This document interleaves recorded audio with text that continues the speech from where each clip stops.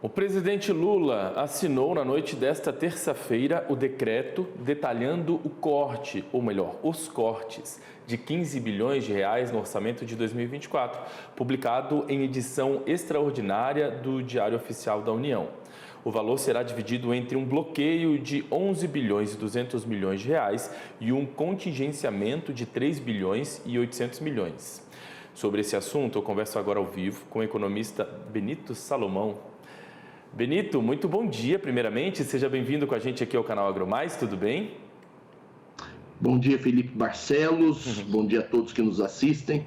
Sempre um prazer retornar a esses estúdios. Uma satisfação nossa sempre em recebê-lo, Benito. Bom, a economia, às vezes, é um assunto que não está dentro aí, nem todo mundo está familiarizado. Então, de uma maneira didática, eu gosto de explicar as nossas conversas. Primeiro, existe então, já existia essa previsão de corte, digamos assim, de 15 bilhões de reais. Queria que você explicasse primeiro, antes da gente detalhar um pouquinho, por que o governo tomou essa decisão de fazer esse corte de 15 bilhões de reais.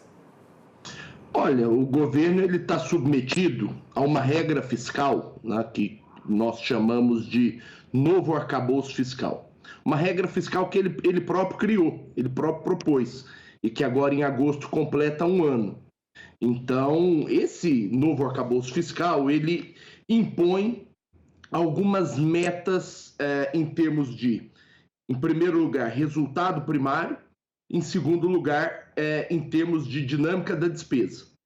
De forma que, ao longo da execução orçamentária desse ano, ficou claro que sem esse bloqueio, né, sem essa contenção fiscal, o governo provavelmente não cumpriria o arcabouço nesses dois parâmetros, né, sobretudo no parâmetro da meta fiscal. Esse ano se prevê um resultado primário de equilíbrio, né, de receitas igual às despesas, mas isso pode flutuar 0,25% do PIB para baixo ou para cima. Esses 15 bilhões aí, eles vêm no sentido de acomodar o resultado primário no limite inferior da meta, um déficit de 0,25% do PIB. Então esse bloqueio ele veio nesse sentido, ele veio no sentido de manter o novo arcabouço fiscal e não descumpri-lo já no primeiro ano da sua execução. Agora tem uma outra questão técnica aqui. Existe então um bloqueio aí de 11 bilhões e 200 milhões e um contingenciamento de 3 bilhões e 800 milhões. Qual a diferença do bloqueio para o contingenciamento nesse recurso? Não, para fins orçamentários, para fins do resultado primário, nós podemos tratar tudo como se fosse uma contenção fiscal, né? Então o governo precisa entregar essa meta no final do ano e está realizando uma contenção, que aí é a soma do bloqueio mais a soma do contingenciamento, para ficar dentro dessa meta. Então, assim, não há, tecnicamente falando, existem algumas especificidades, acho que não convém levantar aqui, mas para fins assim do resultado primário, o que interessa é o valor agregado de 15 bilhões. O que nós podemos discutir é se esses 15 bilhões serão suficientes ou não serão suficientes para o cumprimento da regra. Então isso precisa ser discutido, né? Ainda não está claro se esses 15 bilhões serão suficientes. Mas eu, particularmente, eu sou da opinião de que contenções fiscais elas devem ser implementadas de maneira gradual, porque existe sempre o problema da calibragem. Então, assim, se você entrevistar ao longo do dia hoje aqui 10 economistas diferentes, provavelmente os 10 terão opiniões diferentes sobre o tamanho da magnitude da contenção necessária para se manter o orçamento de 2024 dentro da regra. Eu sou da seguinte opinião: dado que nós não sabemos ex ante qual é o esforço fiscal necessário, que se faça de forma gradual. Faça-se 15 bilhões agora, se em setembro, outubro, se entender que não foi suficiente, né, uma nova dosagem pode ser proposta e pode ser encaminhada pelo Executivo. Então, assim, isso não precisa ser feito tudo de uma vez só. entendeu? Porque corre-se o risco também de se chegar no final do ano, se você, hipoteticamente, empreende uma contenção aí de 50 bilhões ao invés de 15, corre-se o risco de chegar no final do ano e ficar claro que talvez com 15 ou 20 bilhões você resolveria o problema, né? Então essa que é a questão. E assim, só para esclarecer, existem duas questões envolvendo essa discussão sobre contenção fiscal. A primeira discussão diz respeito à sustentabilidade da dívida pública. A segunda discussão diz respeito à preservação do novo arcabouço fiscal. Essa contenção feita, o objetivo dela está muito mais relacionado com a manutenção do arcabouço fiscal do que com a sustentabilidade da dívida pública.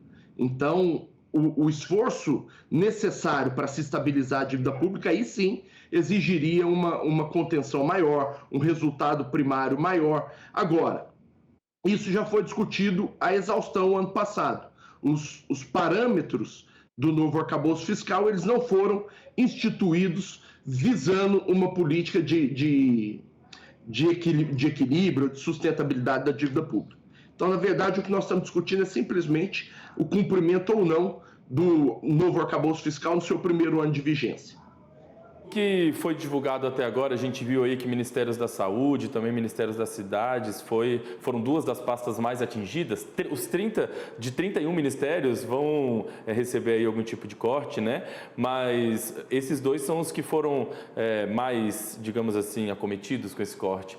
Isso chega a surpreender? Já era previsto que esses ministérios, de fato, seriam os que sofreriam maiores cortes? A educação também foi bastante penalizada, né? Nesse sentido. Foram os 3 ministérios que sofreram o maior volume de cortes. E sobre isso não há surpresa nenhuma, né? Porque esses ministérios são exatamente aquelas pastas que têm a maior dotação orçamentária, né? Que é a dificuldade, no fundo, de se fazer um ajuste fiscal no Brasil. Dificilmente você faz um ajuste fiscal preservando saúde, preservando educação, preservando investimento público, porque aí o Ministério da Cidade, ele coordena uma boa parte de obras que são direcionadas para as diferentes regiões do Brasil, e preservando previdência, né? Nesse caso, a previdência ficou de fora, porque a contenção fiscal, ela se deu principalmente sobre gastos discricionários, sobre gastos sujeitos à programação financeira. E a Previdência, as rubricas de despesa importantes da Previdência, elas são aquelas de fluxo contínuo, né? Então, sobre isso só pode ser mexido por via de emenda constitucional. Isso não pode ser cortado via decreto. Bom, trazendo um pouquinho aqui só para o nosso cenário, já que o nosso público é o público do agronegócio, o Ministério da Agricultura vai ter aí um corte de 453 milhões de reais, um pouquinho mais de 453 milhões de reais. Aí, qual é o próximo passo agora? Eles têm, o Ministério, por exemplo, da Agricultura, vai ter uma semana, mais ou menos, aí, para poder indicar exatamente quais programas vão sofrer os cortes, é isso? Cabe ao Ministério indicar onde vão ocorrer esses cortes dentro da própria pasta, é mais ou menos por aí? Eu espero que esse trabalho seja feito de forma um pouco mais coordenada, né? Envolvendo não só o Ministério da Agricultura, mas envolvendo também a Casa Civil, envolvendo o próprio Ministério do Planejamento, o próprio Ministério da Fazenda, né? Os 400 milhões de reais, assim, em termos do tamanho do orçamento brasileiro, que é um orçamento trilionário, do ponto de vista da manutenção da meta, eles representam muito pouco, né? Agora, também é importante você diluir um pouco desses cortes em outros ministérios menores, com menos orçamento, para não deixar recair tudo sobre a área social, né? Então, há esse problema. Se você não corta um pouquinho ali da agricultura, do Ministério da Agricultura, um pouquinho ali do Ministério da Indústria e Comércio, um pouquinho lá de qualquer outra pasta dessas aí, são mais de 30. Se você não vai cortando um pouquinho de cada um aí, o esforço fiscal para recair sobre saúde e educação e o investimento público aqui representado pelo Ministério das Cidades, ele vai ser muito maior, né? Ele vai ser a dor de se cortar nessas pastas vai ser muito maior, porque são pastas que estão relacionadas com o atendimento de populações na ponta das políticas públicas, né? Então, sobretudo, populações mais carentes e tudo. Então, acho que o governo encontrou aí uma saída equilibrada, né? A contenção, ela nem foi tão grande, né, a ponto de inviabilizar o funcionamento de políticas públicas no Brasil, nem foi tão pequena a ponto de se acusar o governo de não estar tentando fazer um esforço fiscal para preservar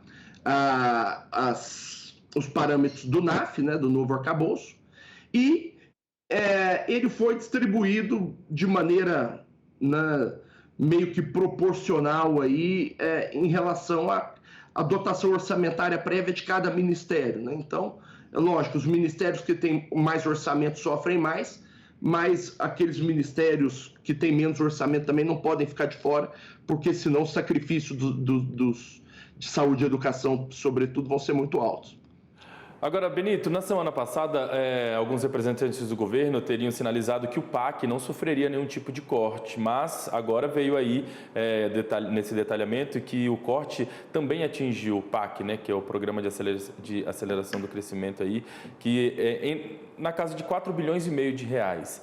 Esse montante de 4 bilhões e meio de reais, que é quase um terço, né, desse total de congelamento de 15 bilhões, ele chega... A que nível, assim, ele representa de que maneira o montante assim que está direcionado ao PAC será sentido de uma maneira significativa ou o corte dentro de todo o planejamento do governo não chega a ser tão grande dentro do PAC? Olha, nós vamos ter que acompanhar isso ao longo do tempo, né? Sobre quais projetos isso vai recair. Agora, é muito difícil você preservar o PAC de uma contenção dessas, porque